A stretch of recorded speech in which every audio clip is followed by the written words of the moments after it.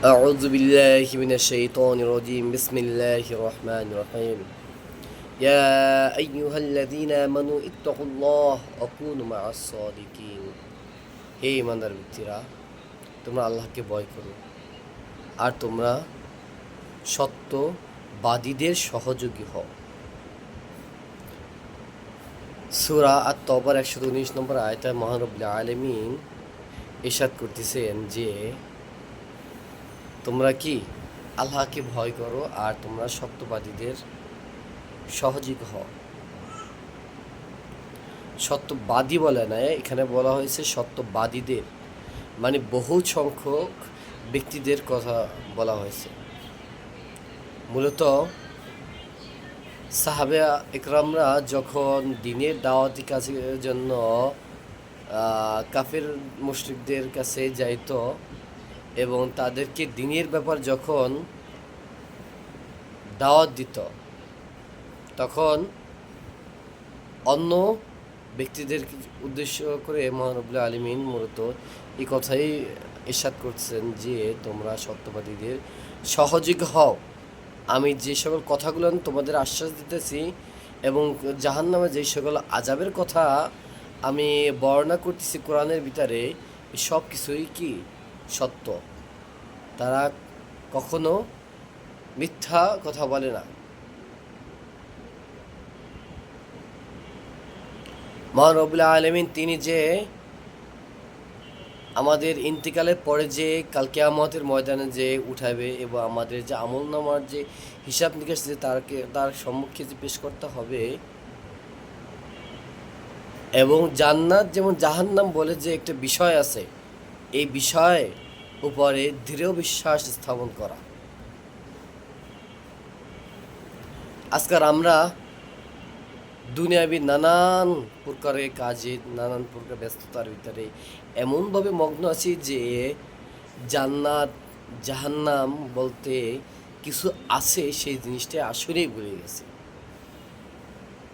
কাল কিয়ামতের ময়দানের একটা দিন হবে 50,000 বছর সমতুল্য বর্তমান সময়কালে। সেই সময়ের একটা সেকেন্ড হবে বর্তমানে 211 দিন। একটা বড় কি পরিকল্পনা করে দেখছেন আমরা কতটুকু সময়ের জন্য পৃথিবীতে আসছি? একটা সময়, একটা সেকেন্ড হবে 211 দিন লম্বা। কিয়ামতের ময়দানের একটা সেকেন্ড। যদি কারো আয়ু 70 বছর হয়, সে সর্বোচ্চ গেলে 2 মিনিট তার আয়ু হবে। আমরা সামান্য এতটুকু সময় নিয়ে আমরা দুনিয়াবি এত বাহাদুরি, এত দাম্ভিক্য, এত ঐশ্বর্য, আজ আমরা টাকার গরমে নিজেদেরকে এমনভাবে বিলীনভাবে রাখছি, আমরা একটা বারের জন্য স্মরণ করছি না যে আমাদের একদিন এই দুনিয়া ছেড়ে চলে যেতে হবে। আমরা সামান্য কিছু সময়ের জন্য দুনিয়াতে এসেছি। বাংলাদেশের মানুষের গড় আয়ু 60 থেকে 65 বছর। সেই অনুপাতে চিন্তা করেন, একটা বারও চিন্তা করে দেখেন যে আমরা কত অল্প সময়ের জন্য জীবিত আছি। যদি কোনো ব্যক্তি একটা ঘন্টা জীবিত থাকতো, কাল কিয়ামতের ময়দানের সময় তো চিন্তা করেন এই দুনিয়াটার কি অবস্থাই না হতো। একটা ঘন্টা বাদ দিয়ে যদি কেউ 30 মিনিট যদি থাকতো, চিন্তা করে দেখেন।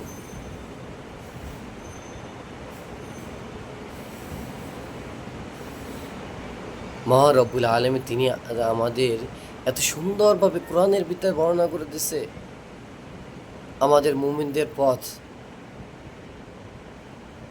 কিভাবে আমরা আমাদের জীবনকে পরিচালনা করব, কিভাবে মানুষকে দিনের পথে দাওয়াত দিব। আমরা সারাটা দিন, সারাটা সময় এমনভাবে অতিবাহিত করি যে মনে হয় যেন আমাদের কোনো কাজই নেই। সব কাজই হচ্ছে যে নিজেদের জীবনকে ডেভেলপমেন্ট, নিজেদের পরিবার পরিজন নিয়ে এই সমস্ত কাজ বাজ সব কিছু ওর ভিতরে এমনভাবে ডুবে আছি যে আমরা কে সেই জিনিসটাই আমরা ভুলে গেছি। কেন মহান রব্বুল আলামিন আমাদেরকে পৃথিবীতে পাঠিয়েছেন, আমরা কি ওয়াদা করে এসেছিলাম আলমে আরো রুহুল জগতে।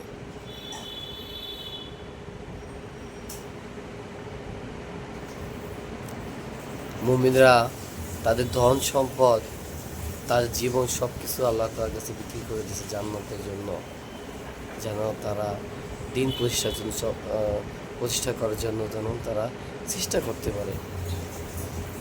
সব কিছু প্রত্যেকটা জিনিস মহান রব্বুল আলামিন সুন্দর মতন কোরআনের ভিতরে উল্লেখ করে দিয়েছে।